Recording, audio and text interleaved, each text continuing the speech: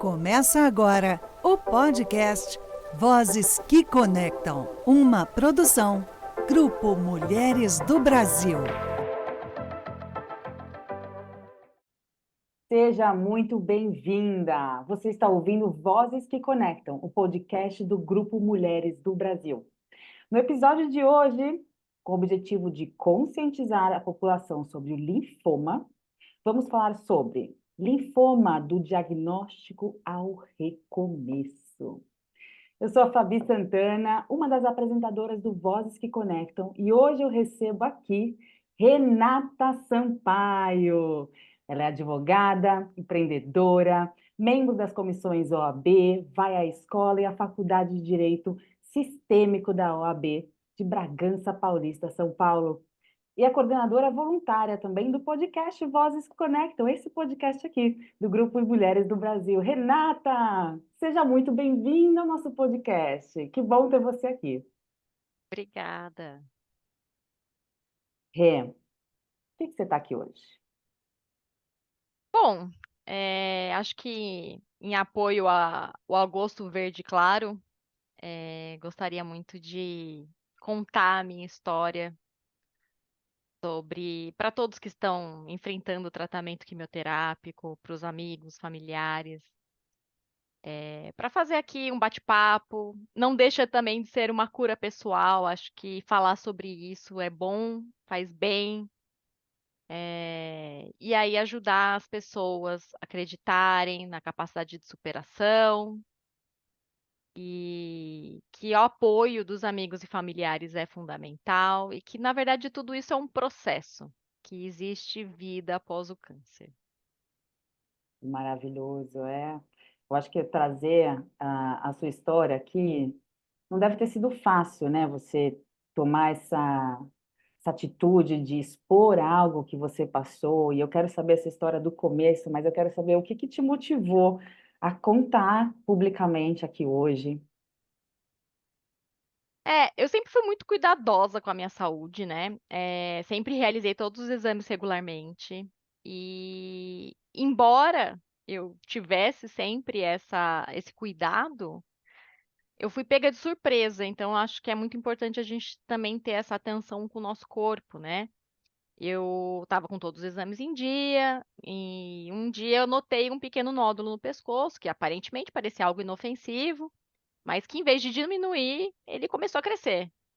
E eu estava na pandemia, não tinha vacinas disponíveis ainda, era o auge da pandemia. E aí, durante uma consulta online, a médica até me sugeriu que eu procurasse um especialista, mas o desconforto e a dor me acabaram indo para o pronto-socorro, né? Mesmo sabendo dos riscos.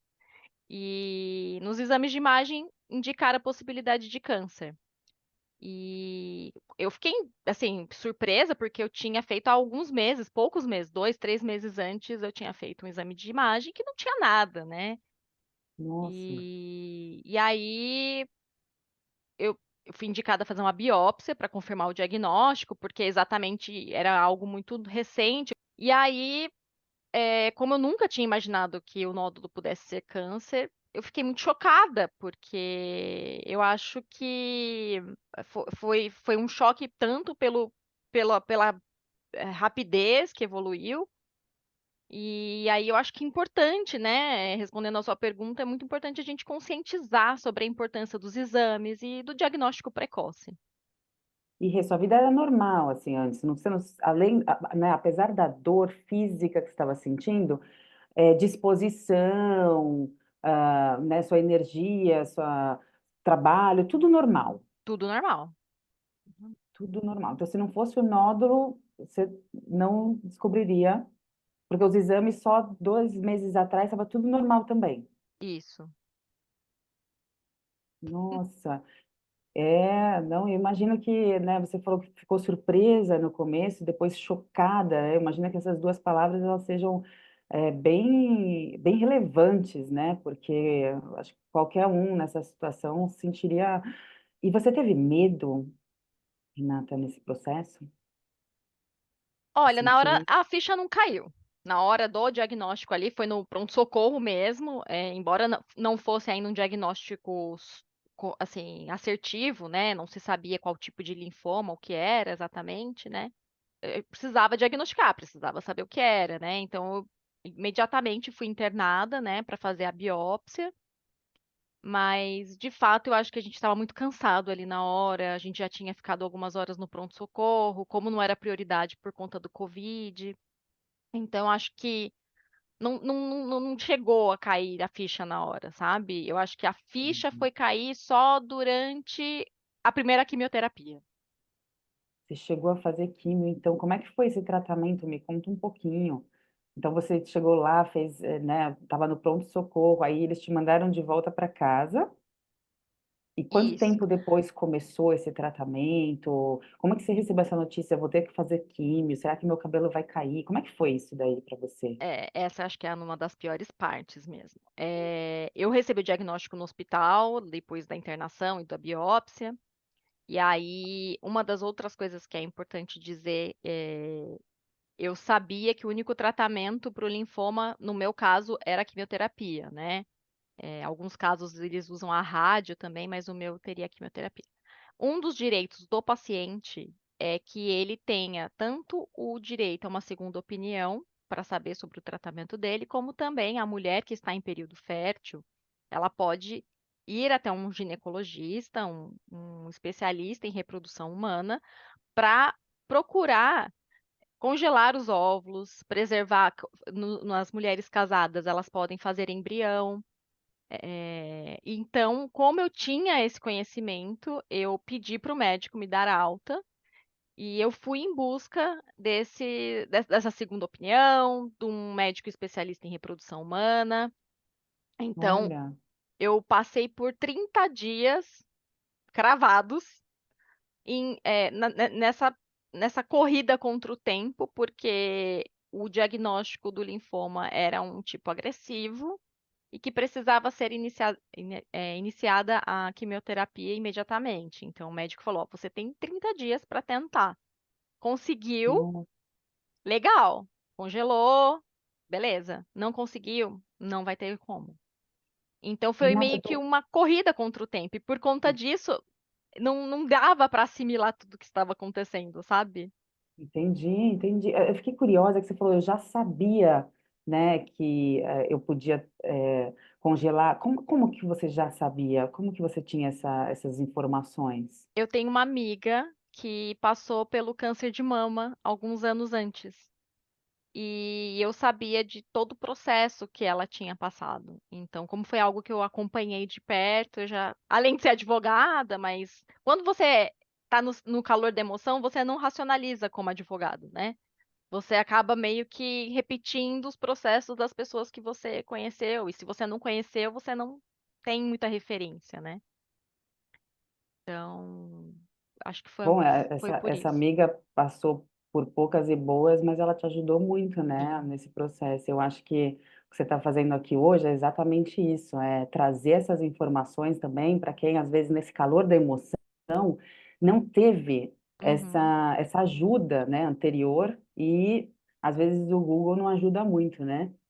Não. Ah, e aí a pessoa não sabe o que fazer, enfim, fica um pouco refém, né, do momento. E que bom que você está aqui hoje, né, e trazendo essas joias, né, que eu falo. E assim, esse tratamento, eu imagino que ele não tenha sido um tratamento muito leve, né, Renata? Como é que foi, assim, esse desafio? Você teve rede de apoio também durante? Como é que você passou por isso? Foi bem, como que eu vou dizer? Foi um processo muito delicado pelo período que a gente estava da pandemia. E além disso, meu marido, quando eu estava para internar para fazer a primeira quimioterapia, meu marido foi diagnosticado com Covid.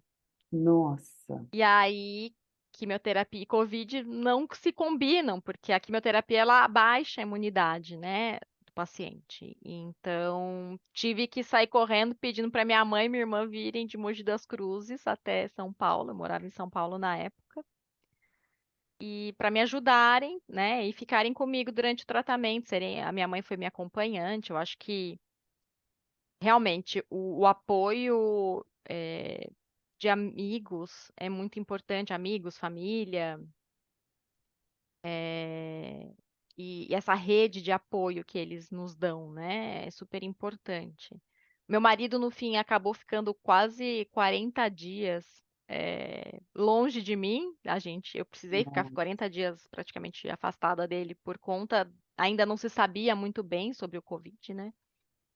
Então, mas foi um momento muito desafiador, porque eu enfrentei muitos enjoos, dores musculares, eu engordei por conta dos corticoides. Eu senti como se eu tivesse perdido a minha identidade, sabe?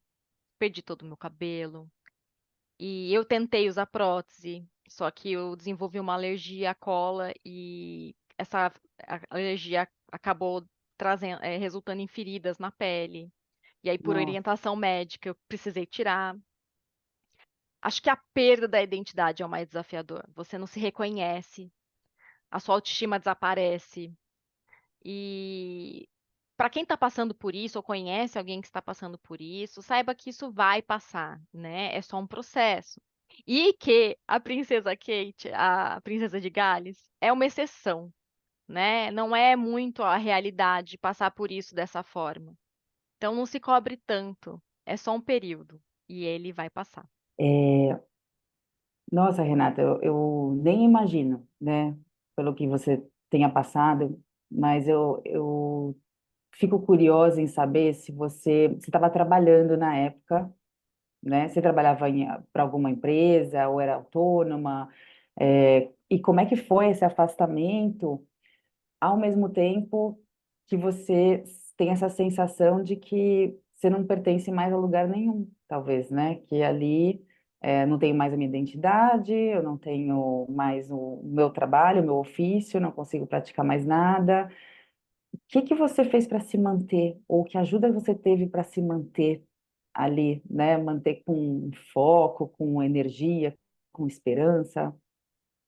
Eu não estava trabalhando na época, como advogada, eu tinha dado uma pausa na carreira, eu estava tentando seguir um sonho, que era de ser empreendedora, que eu ainda sou, mas na Hum. época eu estava 100% dedicada a isso, e então eu não tive tanto, eu pude, vamos dizer assim, eu pude me afastar sem culpa, né? Talvez se eu tivesse que trabalhar, eu teria tido aí, trabalhar como advogada, talvez eu teria enfrentado outros desafios que não foram os que eu enfrentei nesse momento. Mas uma coisa muito bacana é que a minha primeira reunião no grupo Mulheres do Brasil foi quando estava internada no hospital. Tinha acabado de fazer a biópsia. E eu lembro até hoje que eu não queria contar sobre isso. Eu não queria compartilhar com ninguém. Além de ser a minha primeira reunião no grupo, que eu queria muito fazer parte, eu tinha muita vergonha de falar sobre o assunto.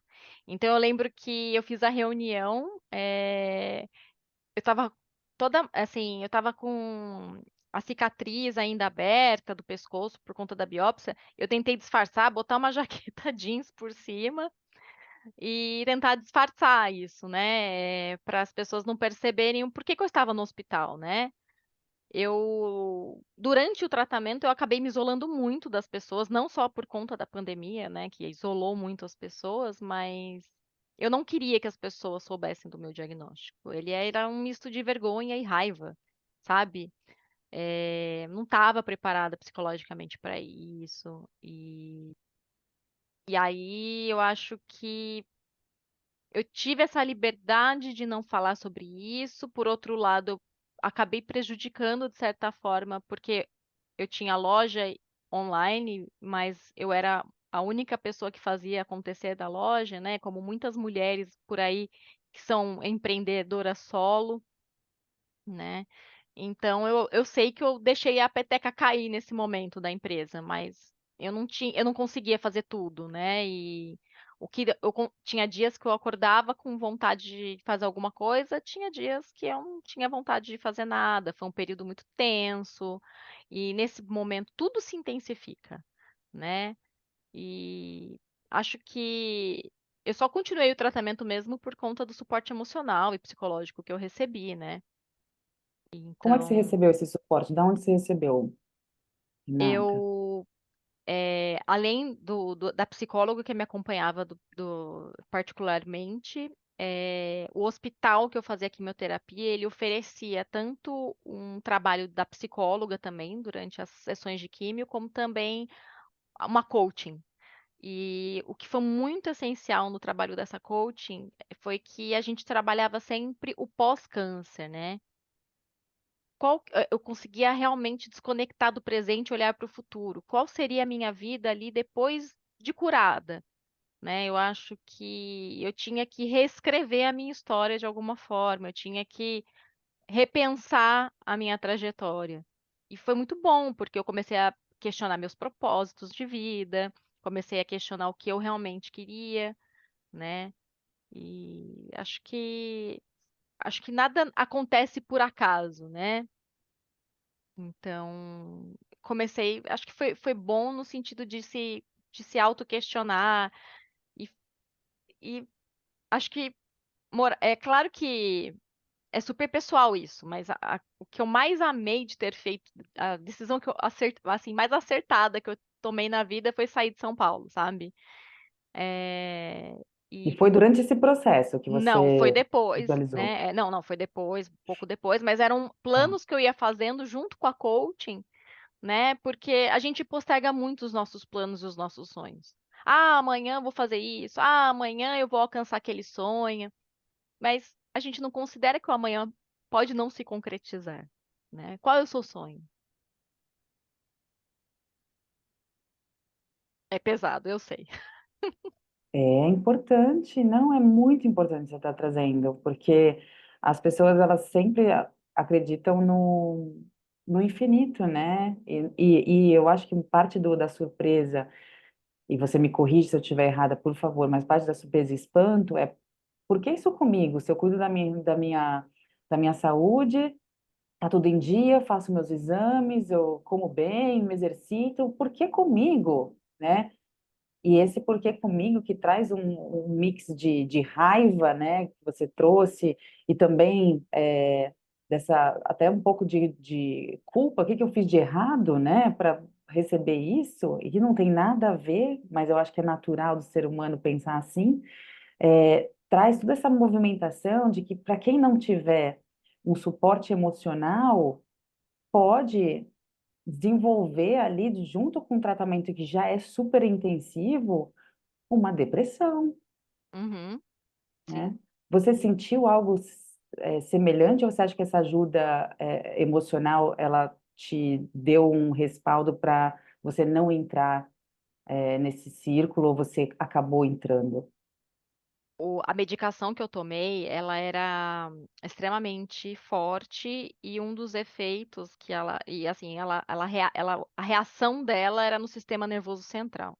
Então, eu passei por momentos, de pensamentos suicidas e eu abri muito isso com o meu médico. Eu acho que é muito importante a gente conversar com o médico, né? Tentar entender o que está acontecendo nesse processo, porque não é você que está ali, sabe?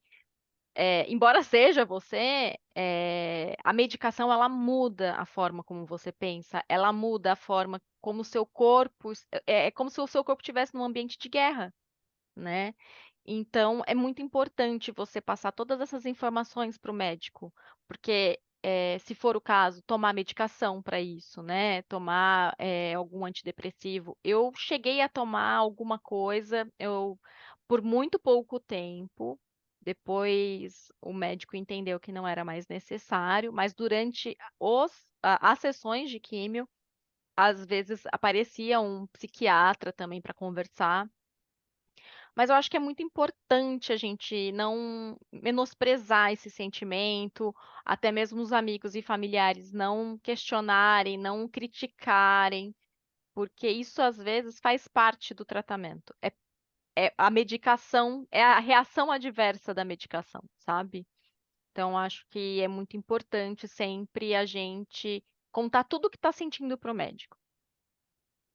Que bom, Renata, que você está trazendo isso. Que bom, porque eu acho que vai ajudar muita gente que tem alguém na família ou algum amigo passando por isso, ou até, de repente, está passando por isso, está assistindo, né, está ouvindo a gente agora, e, e começa a se libertar, né, dessa culpa, deixar extravasar a raiva também, né, deixar liberar essas emoções, para poder focar nesse progresso. E eu quero muito saber desse pós aí, né? Então, esse processo durou quanto? Como é que você está hoje? Como que você vê sua vida hoje, né? É, quando você visualizou o futuro, ele se concretizou? Como é que você está? Eu realizo uns exames semestralmente, né? São preventivos periódicos, só isso, não tomo medicação. Eu também passei a estabelecer limites claros sobre o que eu estou disposta a aceitar profissionalmente, né? Eu alinho minhas metas pessoais e profissionais a longo prazo. É óbvio que eu me orgulho muito da carreira jurídica que eu construí até hoje, mas eu tenho que também pensar no amanhã, né? E nos meus sonhos. Então, e na minha família, nos meus amigos. Gosto muito de ser voluntária num grupo Mulheres do Brasil. Mas eu decidi que eu quero aproveitar os meus finais de semana, né? Eu quero explorar lugares novos. Eu quero experimentar novos sabores, né? A vida é curta demais para a gente viver uma vida que a gente não ama. Eu acho que essa é a frase, assim, que virou meu lema hoje, sabe? E eu fui presenteada com um companheiro, Luí, que veio também depois do meu tratamento, que ele é a razão, uma das razões da minha vida. Ele é assim o meu companheiro e ele me demonstra, assim, ele me fez acreditar num amor muito diferente, né? Eu acho que esse amor pelos animais se deve muito a ele, né? Se tem algo assim muito aguçado hoje em mim também é por conta dele. Então, eu curto a minha vida no interior, tô feliz e óbvio que a gente não é o final feliz de uma novela que a gente fala, é tudo lindo, perfeito, maravilhoso. Lógico que não, tenho meus perrengues, tenho os meus problemas, mas eu decidi a vida que eu quero ter hoje. E essa talvez seja uma nova visão de mundo que você tem do antes e depois? Sim, com certeza. Eu era aquela workaholic louca, alucinada, que passava 2, 3 horas no trânsito em São Paulo e que decidiu que isso não cabia mais na vida dela. Olha. Você não está sozinha nessa. Eu acho que tem muita gente também, assim como eu, pensando, né, nesse equilíbrio, né, da balança, que é muito, nos traz por que estou aqui, né? Se é para curtir a vida, então vamos curtir também, né? Não só trabalho, trabalho, trânsito e tudo mais. Que bom, que bom. E a última mensagem para a gente fechar, Renata, muito obrigada por compartilhar a sua história, pela sua coragem, pela sua resiliência, inclusive.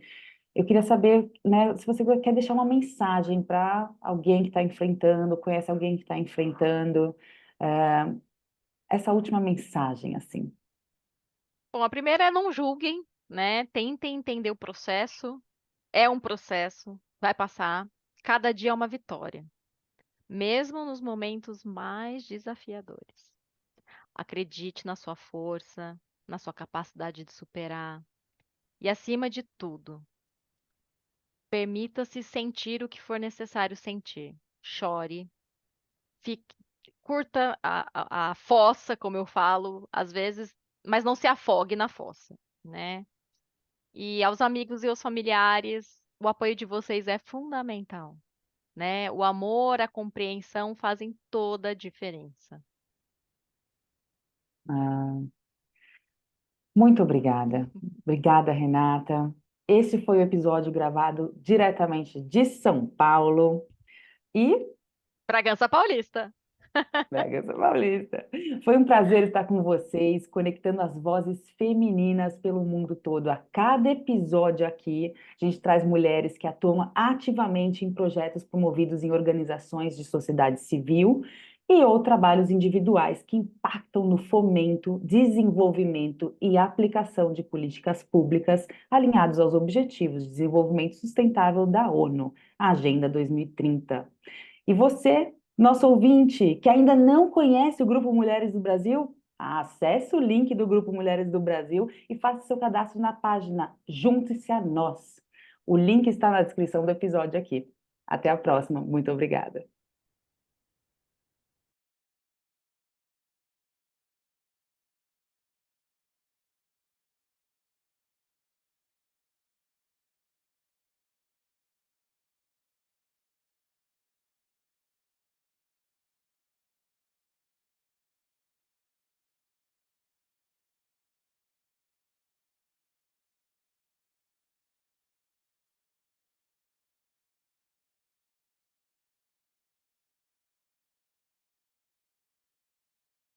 Você ouviu Vozes que Conectam, uma produção Grupo Mulheres do Brasil.